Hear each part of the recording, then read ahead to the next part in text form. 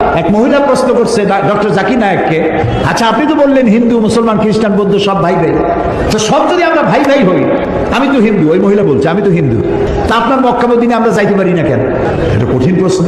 আমি চিন্তা করলাম কি জবাব দেয়, আমার কাছেও জবাব আছে, কিন্তু উনি কি বলেন সেটা শোনা দরকার। উনি জবাব দিলেন, বোন আপনার বাড়ি কই? কই তো ইন্ডিয়া। জন্মস্থান কোথায়? এখানে। আমার জন্মস্থানও এখানে।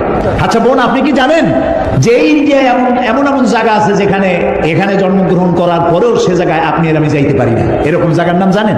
কোন এরকম জায়গা থাকবে কেন? আমি ইন্ডিয়ায় জন্মগ্রহণ করছি, সব জায়গায় যাইতে পারি। উনি বললেন মোটেই না, এখানে এমন এমন জায়গা আছে যেখানে আপনি আমি প্রবেশ করতে পারবো না, তার নাম ক্যান্টনমেন্ট। ক্যান্টনমেন্টে আপনিও ঢুকতে পারবেন না, আমি ঢুকতে পারবো না। ক্যান্টনমেন্টে ঢুকবে যারা নিরাপত্তার দায়িত্বে, দেশ রক্ষার দায়িত্বে যারা আছে, যে কোনো মুহূর্তে ডাক দিয়ে বলে জান দেওয়ার জন্য, রক্ত দেওয়ার জন্য, জীবন দেওয়ার জন্য ঝাঁপায় পড়বে, সেসব সেনাবাহিনীর জন্যই ক্যান্টনমেন্ট তৈরি করা হয়। ওখানে আপনি আর আমি যাইতে পারবো না। ইসলামের একটা ক্যান্টনমেন্ট আছে, সেটার নাম মক্কা আর মদিনা। ওইখানে ওই সব লোকেরাই যেতে পারে যারা আল্লাহর জন্য জান দিতে পারে, মাল দিতে পারে, রক্ত দিতে পারে। প্রিয় বোন, আপনিও যেতে পারবেন।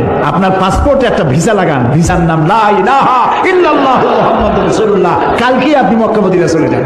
কি সুন্দর জবাব! আমার খালি দোয়াই আসলো যে আল্লাহ তাআলা কি ব্রেন তুমি তাকে দিয়েছো, সুবহানাল্লাহ।